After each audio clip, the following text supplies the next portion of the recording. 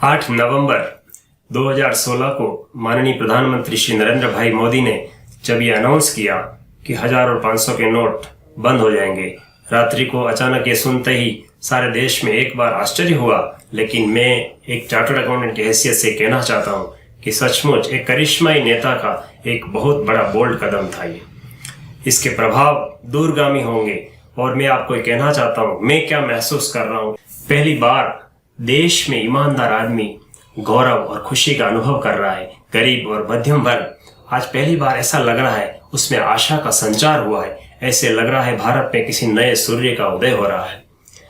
आपको ये कहने में मुझे बिल्कुल हिचक नहीं है कि भारत में आजादी के बाद पंचायत से लेकर सत्ता के ऊपरी गलियारों तक बहुत सारा भ्रष्टाचार हुआ है और भ्रष्टाचार की सारी सीमाएं टूट चुकी थी।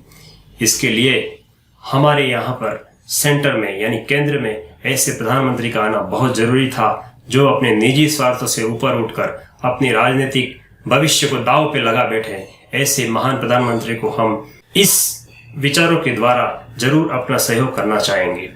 आज इतने दिन बाद जबकि नोटबंदी हो चुकी, करीब 20 दिन हो चुके हैं, पूरे देश में इसका कैसा प्रभाव हो रहा है जो मैंने महसूस किया आपको बताना चाहता हूँ। ऐसी बात है कि जब धन का केंद्रीकरण बहुत ज्यादा हो जाता है, पूरे संसार को आप देख लो, जिस जिस देश में धन का केंद्रीकरण हुआ वहां पर सत्ता पलटी गई और वहां की जनता ने विद्रोह किया।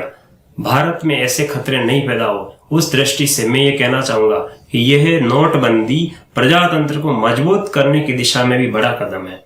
यहाँ यह कहना भी जरूरी होगा कि भ्रष्टाचार का ये पैसा सारा जाता कहाँ है। बहुत सही और सीधी सरल सी बात है जिसे बहुत सारे लोग जानते हैं। भारत में भ्रष्टाचार का पैसा 3 जगह पे रहता है।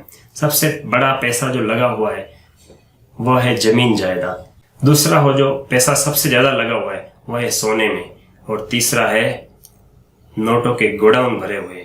नरेंद्र भाई मोदी ने इन गोडाउन को बंद करने का तत्काल कदम उठा लिया है और ये जमीन जायदाद और सोने के रूप में लगे हुए काले पैसे पर वार करना अभी बाकी है। लेकिन यहाँ पर हमें एक विशेष बात ध्यान रखनी चाहिए कि हमारा भारत देश सेविंग पर बहुत निर्भर रहता है। गृहिणियों की जो सेविंग है जो बैंकों में जमा हुई है उस पर किसी की बुरी नजर नहीं लगनी चाहिए, न ही उसे काला धन माना जाए, ऐसा मेरा विश्वास है।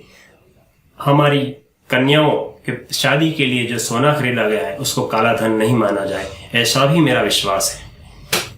आपको इतना ही बताना चाहूंगा। अब हमारा कर्तव्य ऐसी स्थिति में क्या होता है जब सारा देश इस यज्ञ में आहुति दे रहा है, हमें अपने व्यक्तिगत स्तर पर प्रयास करना चाहिए कि हम किस तरह नरेंद्र भाई मोदी के इस प्रयास को पूर्ण सफलता की ओर आगे बढ़ाने में काम कर सकते हैं। जैसे कि mobile banking, internet banking, app के द्वारा कैसे पेमेंट करें, इस सब बातों में हम जहां से भी जानकारी ले सकते हैं और अपने आसपास में, अपने पड़ोसियों में, अपने गांव वालों में इस चीज़ों को फैलाना चाहिए ताकि वो लोग दुखी नहीं होए और इस भारत माँ के इस महान यज्ञ में अपनी जितनी भी हो सके अपनी आहुति द्वारा इस प्रयास को सफल बनाए। धन्यवाद। जय हिंद।